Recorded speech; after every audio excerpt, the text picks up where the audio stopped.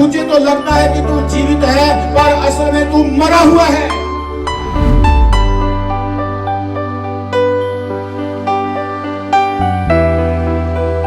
आज भी बहुत से लोग परमेश्वर की उपस्थिति को खो देते हैं आंखों की अभिलाषा के कारण।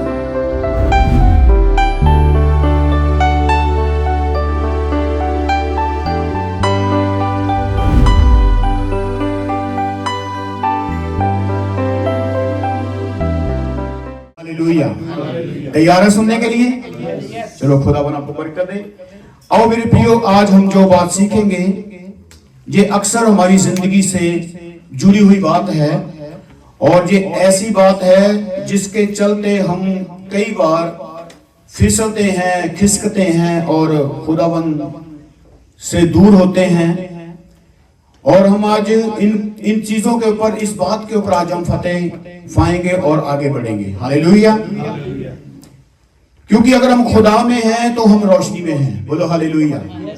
ये सत्य है, क्योंकि खुदावन रोशनी है, उसमें अंधेरा नहीं।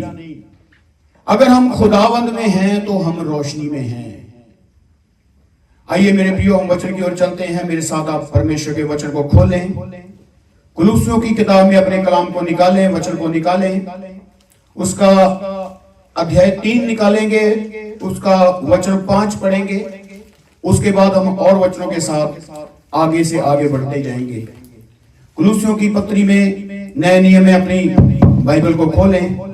उसका 3रा अध्याय, उसका 5 वचन पढ़ेंगे। यहाँ पढ़े क्या लिखा है? इसलिए अपने उन अंगों को मार डालो जो पृथ्वी पर हैं, अर्थात व्यभिचार, अशुद्धता, दुष्कामना, बुरी लालसा और लोभ को, जो मूर्ति पूजा के बराबर है। बोलो हालेलुया। हालेलुया। यहाँ पे हम एक बात को देखते हैं, एक पॉइंट बहुत खास है। यहाँ पे लिखा है, तुम अपने उन अंगों को मार डालो जो क्या है, जो पृथ्वी पर हैं। लेकिन नीचे जो दिशा बताई गई है आगे, अर्थात व्यभिचार, अशुद्धता, दुष्ट कामना, बुरी लालसा, लालच को, जो मूर्ति पूजा के बराबर है। यहाँ पे एक खास इसमें क्या है, अंगों की बात की जा रही है, लेकिन नीचे गुनाह आ रहे हैं। नीचे अंग दिखाई नहीं देते। यहाँ पे अंगों के नाम नहीं है, लेकिन यहाँ पे अंग शब्द आया। कौन सा शब्द है? अंग शब्द। क्योंकि जो हमारे अंग हैं ये इन चीजों को एक्टिव करते हैं। समझ आई मेरी बात? यहाँ पे अंगों के बार बार नाम नहीं लिखे, अंग लिखा है, अंगों को लिखा है, सिर्फ अंग शब्द आया यहाँ पे। लेकिन इसके नीचे यहाँ पे कुछ चीजें लगा दी पौलुस ने।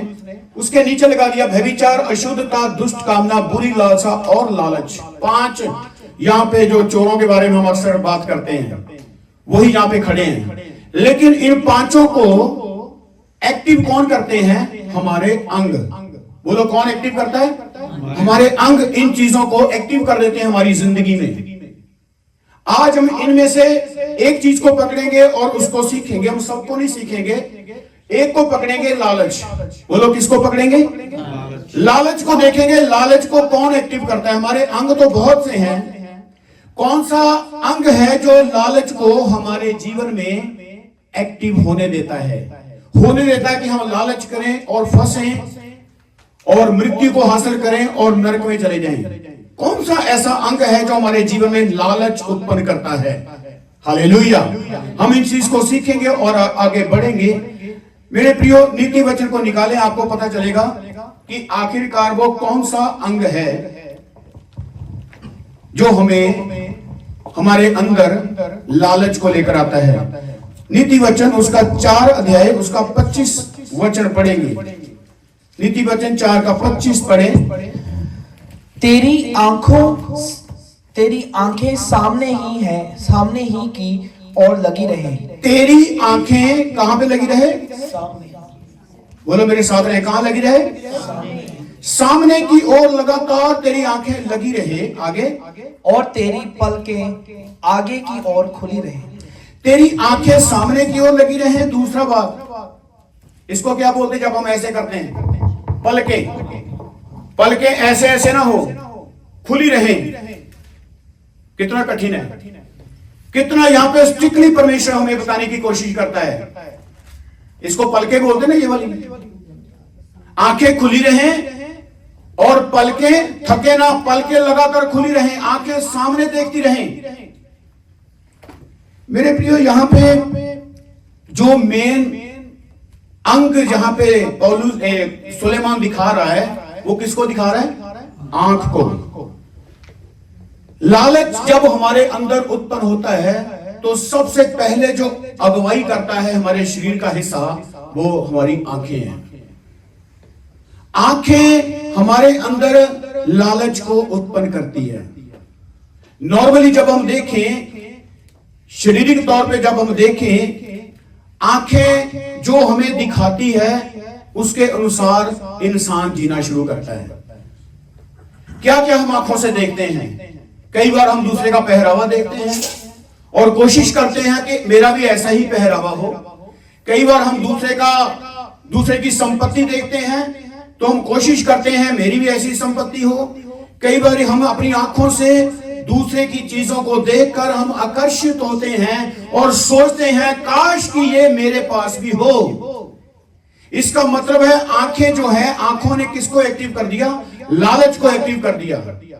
आज घरों में लड़ाइयां, झगड़े, वैर विरोध जो लालच की वजह से हो रहे हैं, इनके पीछे जो मेन अंग काम करता है वो आंखें दस्तक देती हैं दिल को। आंखों का कनेक्शन, पहले आंखें देखती हैं और दिल समझौता करता है, फिर इंसान उस गुनाह में क्या करता है? एक्टिव होता है आंखों से। इसलिए परमेश्वर का पवित्र वचन कहता है कि तुम्हारी आंखें कहां लगी रहें? आगे की ओर, आगे की ओर सदा लगी रहे। और तू अपनी पलकें क्या कर? पलकों को सीधा रख। 25 वचन पढ़े जरा, 25। तेरी आंखें सामने ही की ओर लगी रहे, हाँ, और तेरी पलकें आगे की ओर खुली रहे। तेरी आंखें सामने की ओर लगी रहे, तेरी आंखें पलकें सदा खुली रहे। 26 पढ़े, सॉरी 26। अपने पांव रखने के लिए मार्ग को समतल कर, हाँ, और तेरे सब मार्ग ठीक रहे। अपने, अभी यहाँ पे आंखें जब हमारी अगुवाई करती है तो वचन कहता है अपने मार्गों की क्या कर? चौकसी कर। क्योंकि आंखों के द्वारा जब अभिलाषा हमारे अंदर उत्पन्न होती है तो अक्सर इंसान के मार्ग गलत होते हैं, वो भटक जाता है। सीधा चलता हुआ व्यक्ति जब आंखों की अभिलाषा में फंसता है, वो सीधा सादा चलता चलता व्यक्ति टेढ़ा हो जाता है। तो हम पता कई बार कहते हैं यार पहले तो बहुत अच्छा था ये, इसका मतलब है उसका मार्ग क्या हो गया? टेढ़ा हो गया, उल्टा पुल्टा मार्ग हो गया। आंखों को देखें कि हमारी आंखें क्या देख रही हैं, हम क्या सोचते हैं, अपनी आंखों को क्या देखने पे हम जाते हैं, कौन सी चीज को हम आकर्षित में लेकर आते हैं। आंखों की वजह से ये लालच उत्पन्न होता है। मेरे प्रियो, भले हम आज मसीह में हैं, मूर्ति पूजा नहीं करते, किसी बुद्ध की पूजा नहीं करते। लड़कों ने गीत गाया, चांद सूरज की परस्तिश हम नहीं करते क्योंकि जिंदा खुदा है। पता किन लोगों का जिंदा खुदा है? वो जो अपनी आंखों पर काबू रखते हैं। लिखा है कि अगर ये आंखों का जो गुनाह है, जो आंखों के द्वारा उत्पन्न होने वाला लालच है, इसको बाइबल बोलती है बुत परस्ती। भले आपने बुत परस्ती नहीं की, अगर लालच किया, किसी की चीज का लालच किया, वचन कहता तो अपने पड़ोसी की पत्नी का भी लालच ना कर। बहुत सी चीजें हैं परमेश्वर ने लालच के विषय में जो बोली है। अपने पड़ोसी की संपत्ति का लालच ना कर, उसके गधे बैल गाड़ियों का लालच ना कर, क्योंकि लालच जो है बुत परस्ती के बराबर एक गुनाह है। आप बुत परस्ती नहीं करते, यदि आप लालच करते हो तो आप गुनाह करते हो, बुत परस्ती करते हो। हाँ, आप किसी मूर्ति को सजदा नहीं करते, आप किसी मूर्ति को परमेश्वर नहीं कहते। यदि आप लालच करते हो तो आप परमेश्वर कहते हो, मूर्ति पूजा करते हो। समझे मेरी बात को? एक बार की बात है, अगर हम बाइबल को और थोड़ा पढ़ें तो इसी आंखों के पाप ने पूरी इजराइल कौम को हरा दिया, परमेश्वर की कौम को हरा दिया। खुदावन के लोग हार गए, थोड़े से लोगों से ही हार गए। लेकिन गुनाह क्या था? आंखों का पाप। वो गेहजी को अब याद करें जो अलीशा के साथ बैठकर प्रार्थना किया करता था। उसकी आंखों ने जब देखा इतनी बड़ी सामग्री को, मेरा उस्ताद जो है, मेरा उस्ताद अलीशा जो है, इसका इनकार कर रहा है, मैं लेकर आता हूं। आंखों ने उसको धोखा दिया। जाके सारा वो जो संपत्ति थी नमान कोड़ी के पास वो लेकर आया और अपने घर में छुपा कर बैठ गया और अपने उस्ताद को बोला मैं तो यहीं पे था। यदि गेहजी जो गुनाह का पीछा करता हुआ, अभिलाषा का पीछा करता हुआ लालच में फंस गया, तो वहां पे लिखा है, अलीशा ने बोला जब तू नमान के पीछे गया, क्या मैंने तुझे नहीं देखा? अब अलीशा तो वहां पे गया ही नहीं। कहता देख तूने बड़ा गुनाह किया है, अब नमान का सारा कोड़ तुझ पे आएगा और तेरे परिवार पे रहेगा, तेरे बच्चों और तेरी पीढ़ी पर लगातार लगा रहेगा। और लिखा उसी समय जो गेहजी था वो कोड़ी होकर अलीशा के सामने से चला गया। धोखा किसने दिया? आंखों ने। लेकिन जो खुदा की प्रस्तिश करते हैं, अलीशा ने क्या बोला? मैंने तुझे देखा। दोनों देख रहे हैं। उस्ताद किसको देख रहा है? परमेश्वर को देख रहा है। लेकिन गेहजी किसको देख रहा है? अभिलाषा को, संपत्ति को, पैसे को, गधियां जो लेकर आया था, वो जितनी रस्ते वस्ते नमान लेकर आया था, उसकी आंखें वहीं पे लगी हुई थी। आंखें उसको बार बार धोखा दे रही थी। आपको पता दाऊद को बड़े गुनाह में किसने गिरा दिया? उसने देखा, सिर्फ देखने से उसके अंदर अभिलाषा आई, उसने गुनाह कर दिया। कितना रोना पड़ा उसको, पता है आपको? वो लिखता है, कहता सारी रात मैं रोता रहता हूं और मेरा बिछौना भीग जाता है। आंखें, इन आंखों से जरा बच के रहें। क्या देखती हैं? किसको निहार रही हैं आपकी आंखें? क्योंकि आंखों के द्वारा इंसान लालची हो जाता है। आंखों की अभिलाषा के द्वारा इंसान गुनाह के जाल में फंस के रह जाता है और उसका अंत मृत्यु होता है। एक और कैरेक्टर हम देखेंगे जल्दी से। यहोशू की किताब अध्याय 7 को खोले मेरे साथ। यहोशू की किताब अध्याय 7।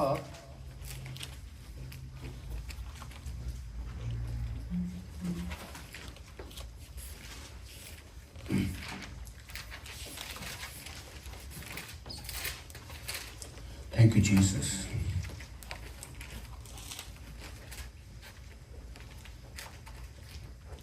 Thank you, Jesus. Thank you, Jesus. उसका पहले एक वचन पढ़े, आपको मीटर समझ लग जाएगा सारा। 7 का 1 पढ़े।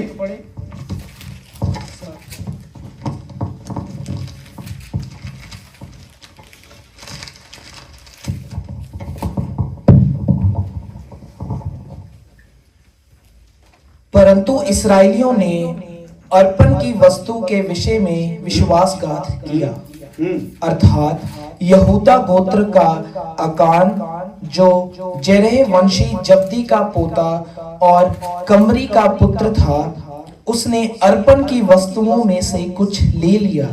इस कारण यहोवा का कोप इस्राएलियों पर भड़क उठा। यहां पे एक परमेश्वर का जन जो यहोशू है, वो अपने लोगों को भेजता है कि जाओ, हमने एक युद्ध करना है, उसकी तैयारी करो।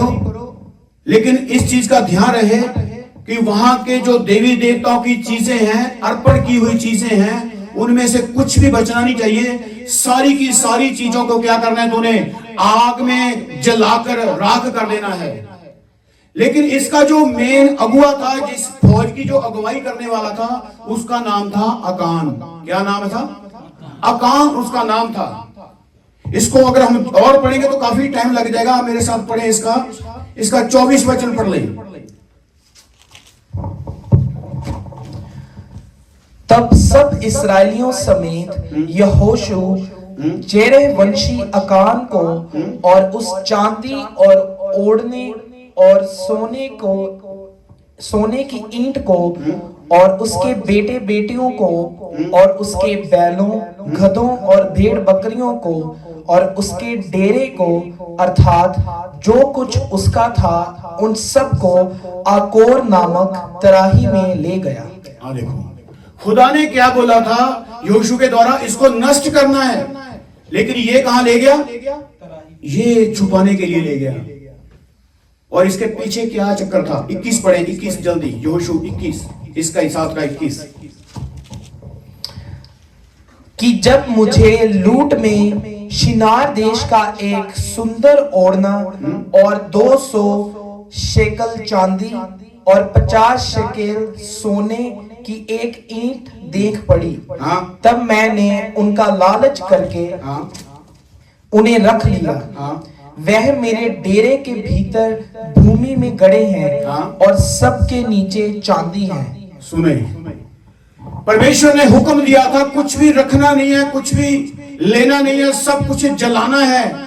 लेकिन इस बंदे के अकान की आंखों ने इसको क्या कर दिया? धोखा दे दिया।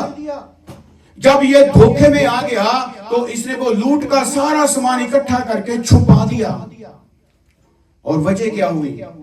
अगर इसकी लास्ट आयत पढ़ें, इसकी वजह, इसका रिजल्ट निकला कि इसको मृत्यु दंड दिया गया। आंखों के पाप से आंखों ने इसको धोखा दे दिया। परमेश्वर का दास के साथ रहने वाला व्यक्ति, परमेश्वर की आवाज को सुनने वाला व्यक्ति, खुदा की बातों को निहारने वाला व्यक्ति एक दिन आंखों की अभिलाषा में फंस के रह गया। और उसका रिजल्ट क्या हुआ? पहला रिजल्ट तो यह निकला कि इस बंदे की वजह से सारी प्रजा हार गई, सारे लोग हार गए। कलाम में लिखा है कि कनानियों ने इनको इतना मारा कि ये भाग गए। जब ये लोग भागे तो यहोशू ने देखा मेरे लोग, मेरी प्रजा जो परमेश्वर यहोवा की प्रजा है, ये कैसे हार सकती है? इसने बताया नहीं था पहले, ये कैसे हार सकती है? घर में जाके आप पूरा चैप्टर पढ़ेंगे तो आपको पता चलेगा कि इसका प्रकाशन क्या है। उसने बोला मेरे यहोवा के लोग कैसे हार सकते हैं? ये चिल्लाने लगा और लिखा मुंह के बल गिर गया और यहोवा से पूछने लगा आखिर मेरे लोग कैसे हार गए? ऐ मेरे परमेश्वर, क्या तू अपनी प्रजा को हराने के लिए लेकर आया है? लगातार रोई जा रहा है। कईयों दिनों के बाद लिखा यहोवा आया यहोशू के पास। उसने बोला तू कब तक यहाँ पे पड़ा रहेगा? क्यों पड़ा रहेगा? मेरे लोगों ने मेरे विरोध में पाप किया है, इसलिए दुश्मनों ने इनको मारा है। उसने बोला क्या पाप किया है? उसने बोला बंदा अपने आप पकड़ा जाएगा, तू गोत्रों की गिनती करनी शुरू कर। जब यहोशू ने गिनती करनी शुरू की, एक गोत्र निकला, दूसरा निकला, उनके लोगों की गिनती की, करते करते बारी आ गई, अकान पर खड़ी हो गई। आगे अकान के पीछे कोई भी नहीं था। तो यहोशू ने बड़े प्यार से उसको पूछा तूने क्या किया कि हम हार गए? फिर वो कहता है मैंने लालच कर लिया, सोने का, चांदी का, महंगे महंगे वस्त्रों का मैंने लालच कर लिया। मेरी आंखों के द्वारा मैंने देख लिया उन चीजों को, और देखने के द्वारा मेरे अंदर लालच आया। अब वो सब चीजें मेरे डेरे में नीचे छुपाई हुई हैं। यहोशू ने उन लोगों को भेजा और वहां से वो चीजें निकाली, और उसके बाद अकान को मृत्यु दंड दिया गया। आंखों का पाप, लालच, आंखों का पाप, बुराई की जड़। आंखें क्या देखती हैं? क्या देखते हो? उत्पत्ति अध्याय 19 पढ़े, थोड़ा और आगे जाएंगे हम। 19 अध्याय हम पहले उसका 16 वचन पढ़ेंगे। हमने अभी यहोशू की किताब का घर में जाके पढ़ेंगे, आपको इतना कुछ सीखने को मिलेगा उसमें। वहां पे लिखा कि यहोशू ने बोला था कि लोग ले जा, 3000 लोग ले जा, फतेह पाले। तो लोगों ने सलाह दी थी थोड़े से हैं, हम जीत जाएंगे, कोई बात नहीं। लेकिन वो थोड़ों से भी हार गए। क्यों? लालच। थोड़े से लोगों के द्वारा भी वो जीत नहीं पाए, उनको भी नहीं हरा पाए। कई बारी थोड़ी थोड़ी गलतियां, छोटी छोटी गलतियां हमें ले डूबती हैं। थोड़े थोड़े छोटे छोटे गुनाह हम सोचते हैं इससे क्या होता है, कोई फर्क नहीं पड़ता, बाद में माफी हो जाएगी। पहले आदेश दिया गया था नहीं करना, फिर भी किया। जो प्रजा इतनी बड़ी सेना से कभी नहीं हारी, जो जब से निकलते हैं वो हमेशा जीतते हैं। एक बंदे की छोटी सी थोड़ी सी गलती की वजह से थोड़े से लोगों से हार के आ गए, थर थर कांपने लगे, डर गए, भय छा गया। क्योंकि जब गुनाह आता है तो इंसान के हृदय में भय छा जाता है। आदम और हवा को याद करें, वो प्रतिदिन अपने परमेश्वर से बात करने वाले लोग थे, लेकिन जब गुनाह आया वो झाड़ियों के पीछे जाके छुप गए। कहते हम तेरा शब्द सुनकर डर गए हैं, भयभीत हो गया आदम। क्यों? क्योंकि गुनाह आया, और आया पता कहां से? आंखों की अभिलाषा से। देखने में फल उसको अच्छा लगता था, सुंदर लगता था।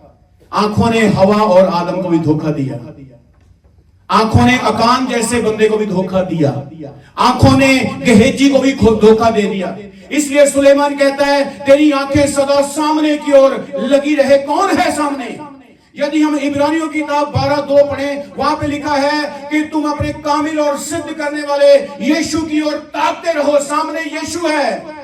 इसलिए पौलुस कहता है मैं सामने की ओर लगातार दौड़ा जाता हूं ताकि इस इनाम को ले लूं। कौन है सामने? आपके सामने कौन है? मन की अभिलाषा है, आंखों की अभिलाषा है, लालच है, क्या है आपके सामने? या खुदावन यीशु मसीह है? आज भी बहुत से लोग परमेश्वर की उपस्थिति को खो देते हैं आंखों की अभिलाषा के कारण, शरीर की अभिलाषा के कारण। थोड़ा सा लालच, थोड़ा सा लालच में एक्टिव होना हमारी सारी मसीहत को खत्म करके रख देता है। बाइबल में लिखा है तुझे तो लगता है कि तू जीवित है, पर असल में तू मरा हुआ है। कई बार विश्वासियों को लगता है हाँ मैं तो जीवित हूं, हाँ तो फिर से पोस्टर पढ़ रहे हैं, हाँ फिर से मैं तो वर्शिप कर रहा हूं, फिर से आराधना करता हूं। इंसान को लगता है कि वो जीवित है, पर असल में वो मर चुका है। कलीसिया को भी ऐसे लगता था, है ना? कलीसिया प्रकाशित वाक्य में कहता मेरे को लगता तू खुद को, तेरे को लगता है कि तू जिंदा है, पर असल में तू मुर्दा है।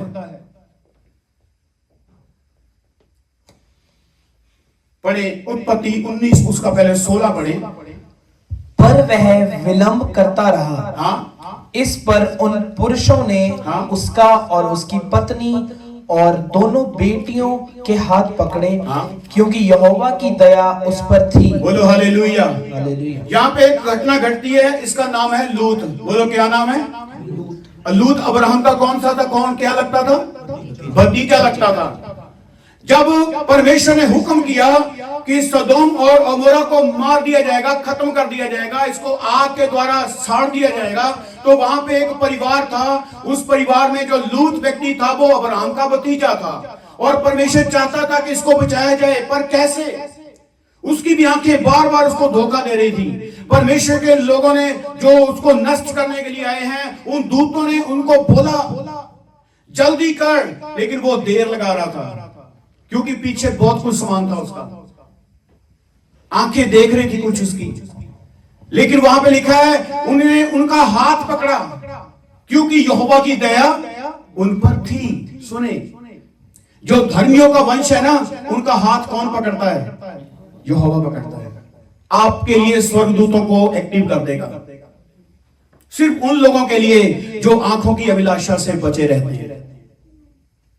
16 पढ़े, 16 जल्दी। 17 पढ़े, सॉरी 17। और ऐसा हुआ कि जब उन्होंने उनको बाहर निकाला, तब कहा अपना प्राण लेकर भाग जा। अपना प्राण लेकर भाग जा।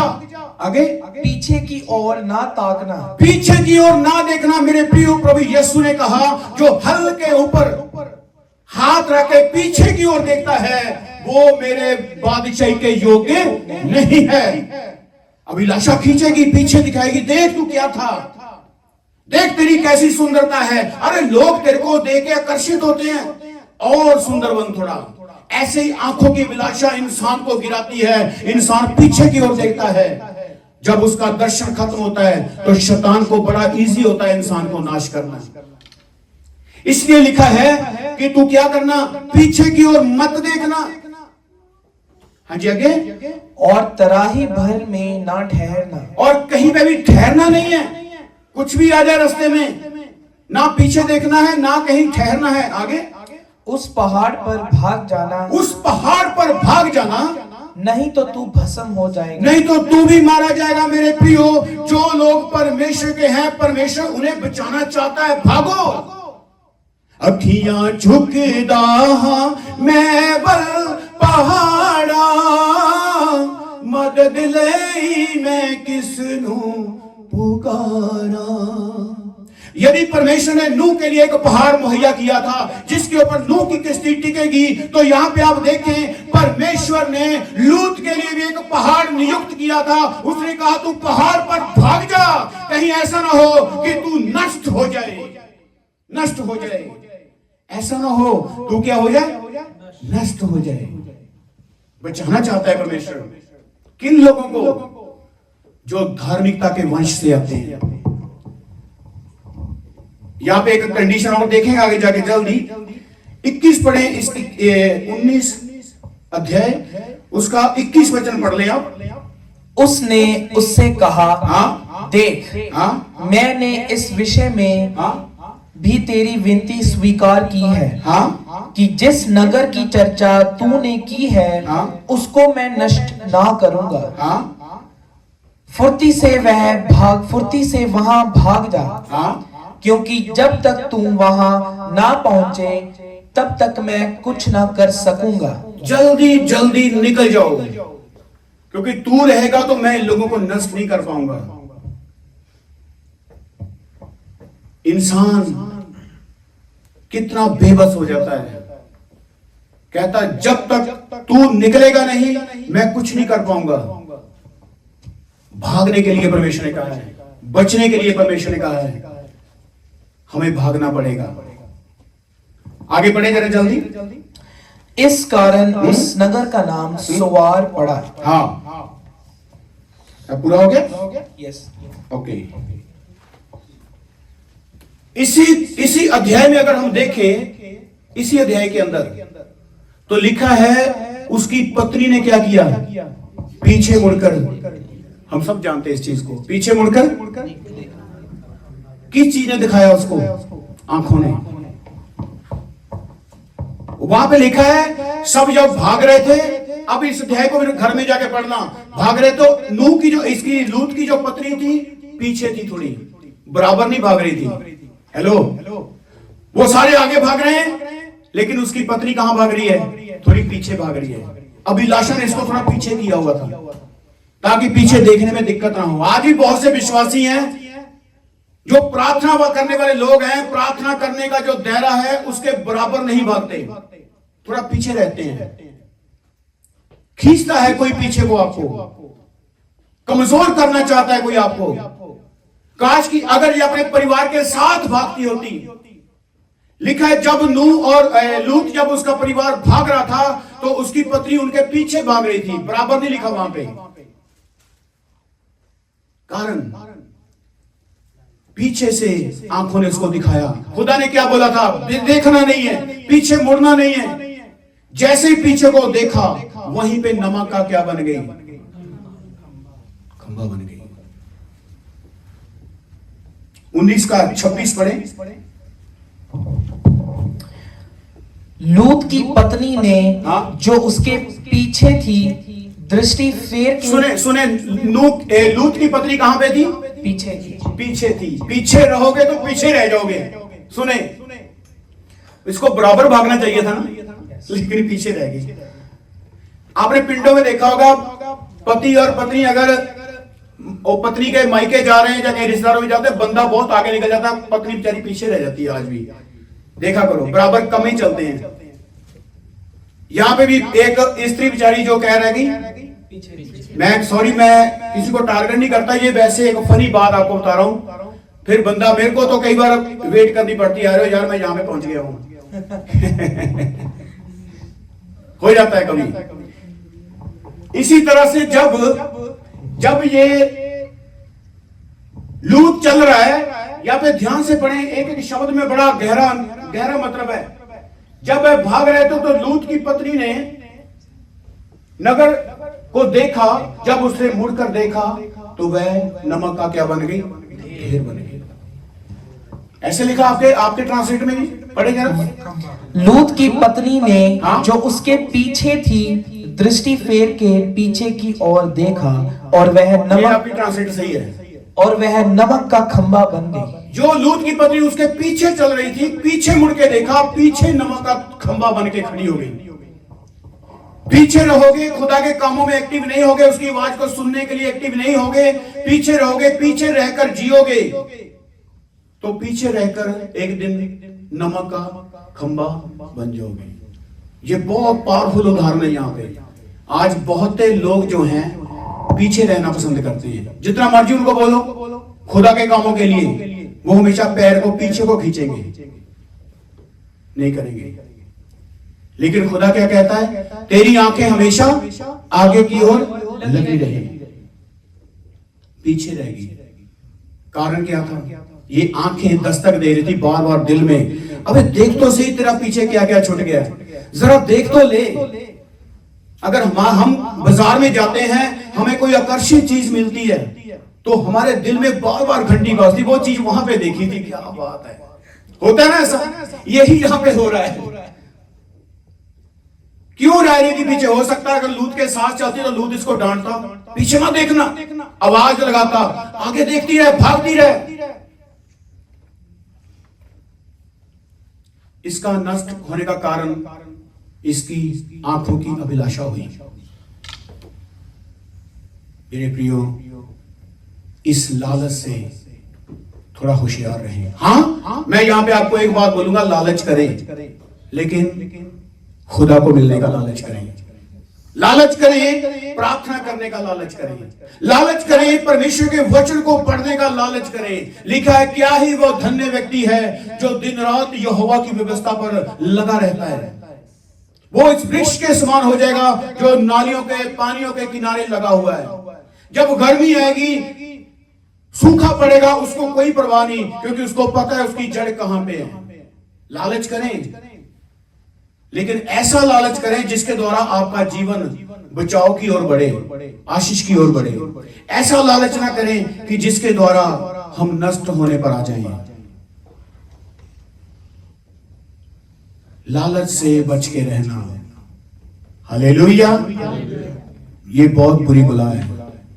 आज आपको अगर मैं दूसरे शब्दों में थोड़ा सा बोलूं, आज भी मसीहत के अंदर दुआ करने वाले लोगों के अंदर भी कहीं ना कहीं ये जगह बनाने की कोशिश कर रहे हैं। ग्रैंड एंट्री, लालच। मेरी ग्रैंड एंट्री होनी चाहिए ताकि मैं दिखाऊं, देखो मैं कैसे, मेरे को कैसे कैमरे वाले घेरते हैं। फिल्म स्टार थोड़ी है हम। खुदा ने कहीं ग्रैंड एंट्री मारी? नो। किसी गुनहगार के घर में जाके भोजन करने लग गया, ऐसे बैठ गया, पापियों के पास ऐसे ही चला गया। उसकी सादगी देखें। कलाम इसलिए कहता है तुम्हारा स्वभाव वो स्वभाव हो जो खुदाबंद यीशु का है। उसके दिमाग में तो ऐसा कुछ नहीं था ग्रैंड एंट्री। वो शिगिर्दों को नहीं बोलता था कि पहले जाओ पूरी तैयारी कर देना, मैं स्पेशल रीति से आऊंगा, रथ पे बैठ के आऊंगा। आज महंगी महंगी गाड़ियों में हो, ऐसा लग रहा है जैसे कोई महाराजा पत्नी कौन आ रहा है। लालच। उसने बड़ा दिखाया तो मैं उससे भी बड़ा दिखाऊंगा। उसने बड़ी बड़ी चीजों को दिखाया, मैं भी उससे बड़ी बड़ी चीजों को। कंपटीशन चल रहा है। इसके पीछे कारण पता क्या है? ये आंखें धोखा देती हैं। काश कि लोग मेरी एंट्री को देखें और मेरी प्रेस करें। लालच। मैं क्या बोलूं आपको, बंदा बैठा हुआ है, कहता देखो लोग कैमरे वाले फटाफट लेके आओ। जब मैं निकलूं तो आपने फूल रखने तैयार रखने हैं और साथ में कैमरे एक्टिव रखने में। जैसे निकलूं आपने फटाफट फूलों की वर्षा करनी है और कैमरे एक्टिव कर देने हैं, ताकि लोगों को देखने को लगे कि पता नहीं क्या हो रहा है, इतना बड़ा आदमी कोई आ रहा है। तो वचन में पता क्या लिखा है? कहता तुम जो मालिक बनना चाहते हो पहले क्या बनो? दास बनो, नंबर बनो, 3 बनो। ये लालच होने का जो स्वभाव इंसान के अंदर आ रहा है, ये कहां से आ रहा है? आंखों की अभिलाषा से, देखने से। उसने किया, मैं भी करूंगा। वो छोटी गाड़ी में आया, मैं बड़ी गाड़ी में आऊंगा। अरे वो तो गाड़ी में बैठा रहा, मैं पैदल चलूंगा लोगों के बीच में। लालच दिखाना क्यों है? जो है वो तो है। क्यों हो रहा है? क्योंकि इंसान एक दूसरे से ऊंचा होना चाहता है, लालच। एक घर से 2 घर बनाना चाहता है, लालच। बिग बड़ा बड़ा करना चाहता है सब कुछ, लालच। एक दूसरे को अपने अपनी झुंड का लालच है। नहीं, मेरे वाला बेस्ट है, तेरे वाला बेस्ट नहीं है, लालच। बड़ा बड़ा दिखाने की कोशिश करना, यह भी एक ऐसा लालच है जो देखने को लगता नहीं है लेकिन बहुत खतरनाक है, जिससे परमेश्वर कभी भी प्रसन्न नहीं होगा। स्पिरिचुअल तौर पे देखें और फिजिकल तौर पे देखें तो दोनों तरफ से लालच का अटैक लगातार बढ़ रहा है। बाइबल में लिखा है यदि तुम सब कामों को कर लो, संपूर्ण कामों को पूरा करने के बाद पता क्या बोलो?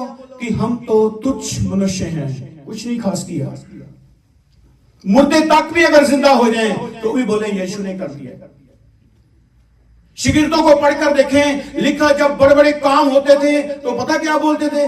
आपको क्या लगता है कि हमने किया? नहीं, ये तो परमेश्वर ने अपने बेटे यीशु की महिमा को प्रकट किया है ताकि ये चंगा हो सके।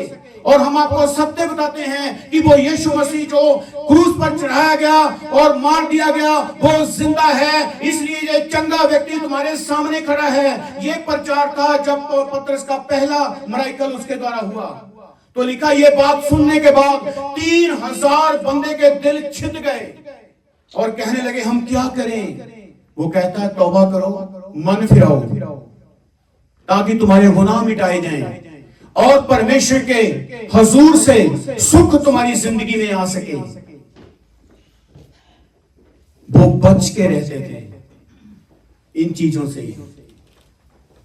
एक यहां पे भेद की बात और बताऊं, जो भी पत्री खत्म होगी ना किताब की, बाइबल की जो भी पत्री या किताब खत्म होती है नए नियम में, वो एक ही बात पे खत्म करते हैं, पिता परमेश्वर का फजल, प्रभु यीशु मसीह का प्रेम और पवित्र आत्मा की संगति तुम्हारे साथ होती रहे।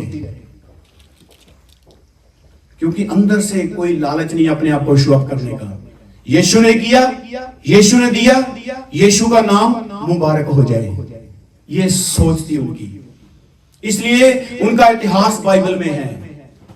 हमारे पास भी एक किताब हमें भी दी गई है, वो जिंदगी की किताब है। बाइबल में लिखा है यदि उसमें तुम्हारा नाम लिखा हुआ ना मिला तो सदा सदा के लिए नरक की आग में फेंक दिए जाओगे। हमें भी एक स्थान मिला है, वहां पे हमने अपनी जगह को पक्का करना है। इसलिए अपनी आंखों पर थोड़ा काबू रखें तो अच्छा होगा। खुदा को प्रार्थना करें, प्रभु तूने मेरी आंखें बनाई हैं तो ये बंदा, तेरी बेटी, तेरा बेटा तेरे चेहरे को देखने पाए। मेरी रूहानी आंखें खोल दे। जब वो खुल जाएगी ना तो ये वाली अपने आप काबू में आ जाएगी। अगर वो बंद है तो ये काबू में नहीं आएंगी। हालेलुया। आइए अपने आंखों पे को बंद करेंगे, अपने स्थानों में खड़े हो जाएंगे।